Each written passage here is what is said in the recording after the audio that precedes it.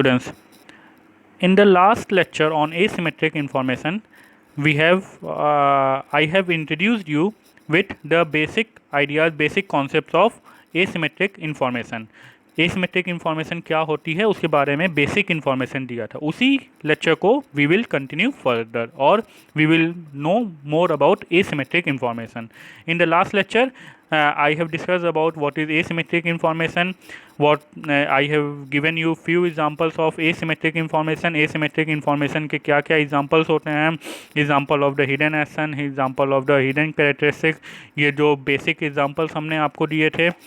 Hidden characteristic और hidden action क्या होता है वो बताया था. एजेंट क्या होता है, प्रिंसिपल क्या होता है वो बताया था. फिर मोरल हैजार्ड की प्रॉब्लम क्या होती है, वो कब अराइज होती है और उसको कैसे कंट्रोल किया जाता है वो बताया था. एडवर्स सिलेक्शन की प्रॉब्लम क्या होती है, वो कब अराइज होती है उसके बारे में बताया था. Moral hazard when the contract is written then the problem arises. जो प्रॉब्लम अराइज होती है उसको that is referred to as the problem of moral hazard. और कॉन्ट्रैक्ट के पहले जो प्रॉब्लम अराइज होती है that is referred to as the problem of adverse selection. Then moral hazard के few examples I have discussed with you and how the best example of the moral hazard is the problem of employment. उसके बाद फिर how employers can what are the possible responses of the employers to control the problem of moral hazard, वो उसके बारे में discuss किया था. better monitoring, higher wages, delayed payment के बारे में. then I have discussed with you few examples of the adverse selection, market for the used cars and automobile insurance, and the market for the credit. This we have done till here, we have done in the last lecture. Now we will cover the next topics, few topics of the asymmetric information, continuing with the example of the adverse selection.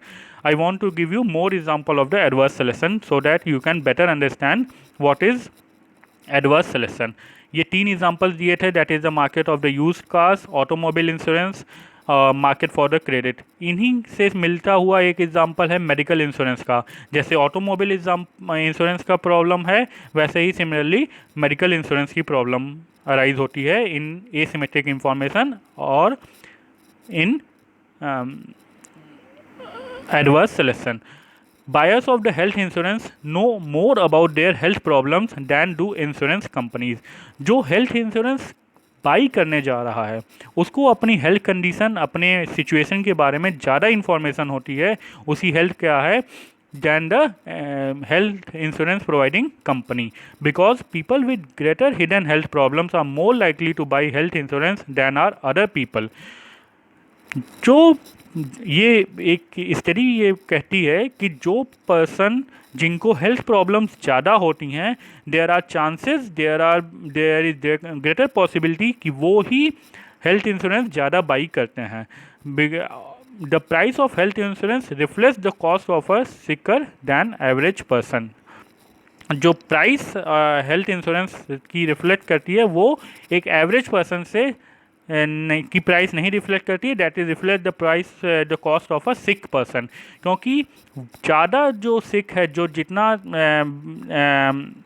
जिसकी पास बीमारी है, जो कुछ बीमार है, वो उसके साथ ज़्यादा पॉसिबिलिटी है कि वो हेल्थ इंश्योरेंस बाई करे.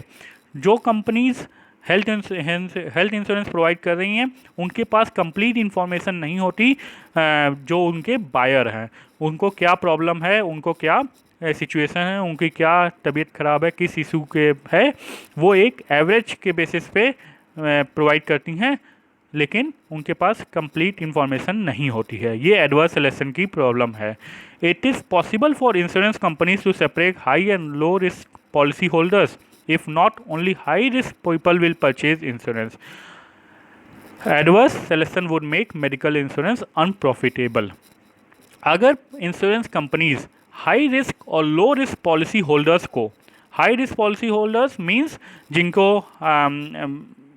जिनको ज़्यादा बीमारियां हैं, जिनके लाइफ को ज़्यादा रिस्क है, वो जो अनहेल्दी हैं वो हाई रिस्क पॉलिसी होल्डर्स हैं. और लो रिस्क जो कि फिट हैं, कम एज के हैं, with age also the risk factor increases, वो लो रिस्क में आते हैं. अगर इन दोनों के बीच में इंश्योरेंस कंपनीज या मेडिकल इंश्योरेंस प्रोवाइड करने वाली कंपनीज, हेल्थ इंश्योरेंस प्रोवाइड करने वाली companies is not able to differentiate, उनको ये सेपरेट नहीं कर पा रही है, then only high risk people will purchase the insurance. Then as I said earlier कि जिसके पास हाई रिस्क होगा, जिसको कि बीमार होने का ज़्यादा खतरा होगा, वो ही इंश्योरेंस परचेज करेगा, और इस केस में adverse selection would make medical insurance unprofitable. So जो ज़्यादा रिस्क वाले हैं वही इंश्योरेंस बाई कर रहे हैं, वही बार बार इंश्योरेंस खरीद रहे हैं, और उसके कारण जो मेडिकल इंश्योरेंस है वो अनप्रॉफिटेबल हो जाएगा, क्योंकि वो हाई रिस्क पे हैं, तो उनको मेडिकल इंश्योरेंस कंपनी को ज़्यादा रीपे करना होगा, ज़्यादा पेमेंट करना होगा, उनकी इंश्योरेंस अमाउंट उनको खर्च करना होगा। तो अगर वो सेपरेट करने में पॉसिबल नहीं होते हैं तो medical insurance would become unprofitable. When market suffers from adverse selection, there are some problem. अगर adverse selection की प्रॉब्लम मार्केट में अराइज कर रही है, then there are some problems associated with it. Owners of a good car may choose to keep them rather than sell them at the low price than skeptical buyers are willing to pay.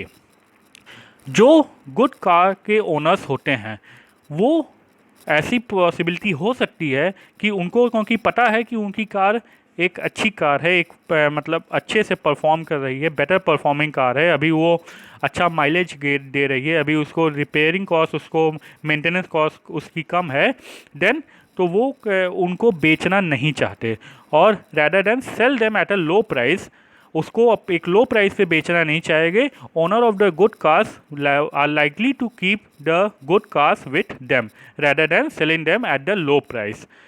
Then in insurance market, buyers with low risk may choose to remain uninsured because the policies they are offered are too expensive given their true characteristic.